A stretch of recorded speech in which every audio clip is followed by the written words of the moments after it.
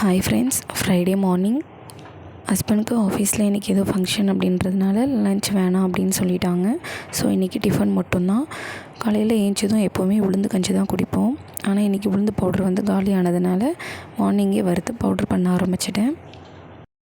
Morning tea coffee குடிக்கிறத விட இந்த மாதிரி ஹெல்த்தியான ட்ரிங்க்ஸ் குடித்தா ரொம்ப நல்லது. ஸோ வெள்ளை உளுந்தை விட கருப்பு உளுந்து வந்து ரொம்ப நல்லதுன்னு சொல்லுவாங்க. எப்போவுமே நான் வந்து உளுந்து பவுட்ரு வந்து மொத்தமாக அரைச்சி வச்சுக்க மாட்டேன். தேவைப்படும் போதெல்லாம் கொஞ்சம் கொஞ்சம் அரைச்சி ஸ்டோர் பண்ணி வச்சுப்பேன்.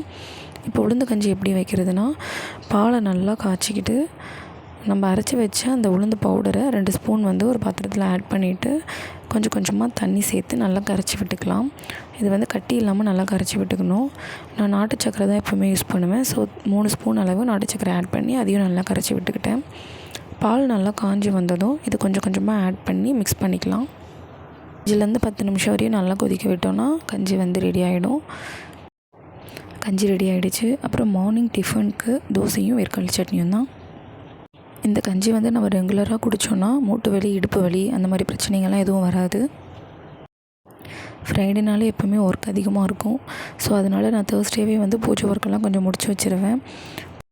வீட்டை துடைக்கிறது, பூஜை சாமான் வந்து தேய்க்கிறது, குங்குமஞ்சா வைக்கிறதுலாம் தேர்ஸ்டேவே முடிச்சுட்டா ஃப்ரைடே வந்து சாமி கும்பிட கொஞ்சம் ஈஸியாக இருக்கும்.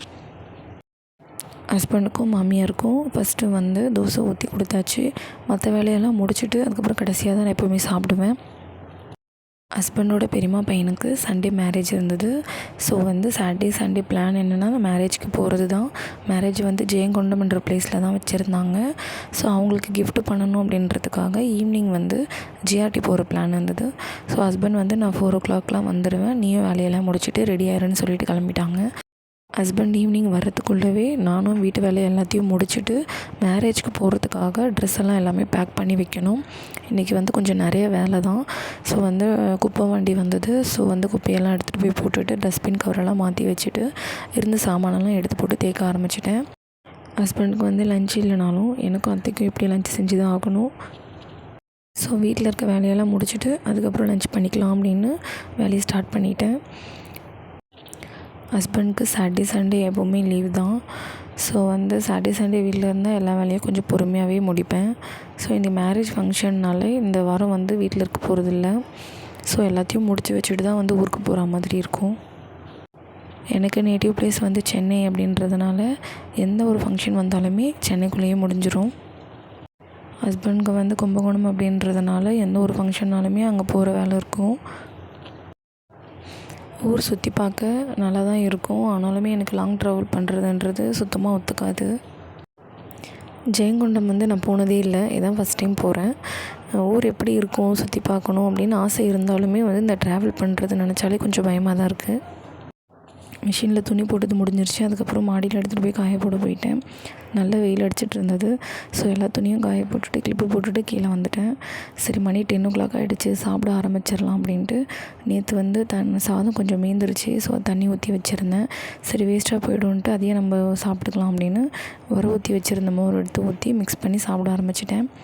வெயிலுக்கு பழைய சாதம் வந்து நல்லா தான் இருக்கும். அது கஞ்சி மாதிரி கரைச்சி குடித்தா இன்னும் நல்லாயிருக்கும். தொட்டுக்க வந்துட்டு வெல்லம் போட்டு மாங்காய் இனிப்பு பண்ணியிருந்தேன், அதையும் தொட்டுட்டு சாப்பிட்டுட்டேன். அதுக்கப்புறம் கொஞ்சம் நேரம் ரெஸ்ட் எடுத்துகிட்டு அதுக்கப்புறம் மத்தியானம் லஞ்ச் பண்ணலாம் அப்படின்னு கொஞ்சம் நேரம் படுத்து ஏஞ்சிட்டு அதுக்கப்புறம் மத்தியானம் லஞ்ச் பண்ணலாம் அப்படின்ட்டு ஸ்டார்ட் பண்ணிட்டேன். அரிசி கழுவி உழ வச்சாச்சு. அதுக்கப்புறம் சரி என்ன பண்ணலாம் அப்படின்னு யோசிக்கும் போது எங்கள் 2 பேருக்கு தான் எதுவாக இருந்தாலும் ஓகேன்ட்டாங்க அத்தையும். சரி அதுக்கப்புறம் சரி கொஞ்சமாக ரசம் வச்சுட்டு பீட்ரூட் இருந்தது, பீட்ரூட் பொரியல் பண்ணிடலாம் அப்படின்னு சொல்லிட்டு மிளகு, சீரகம், பூண்டு, பச்சை மிளகாலாம் போட்டு ரசத்துக்கு அரைக்க ஆரம்பிச்சிட்டேன். அப்புறம் ரசம், பீட்ரூட் பொரியல், சாதம் எல்லாம் ரெடியானதும் 2 பேரும் சாப்பிட்டுட்டோம்.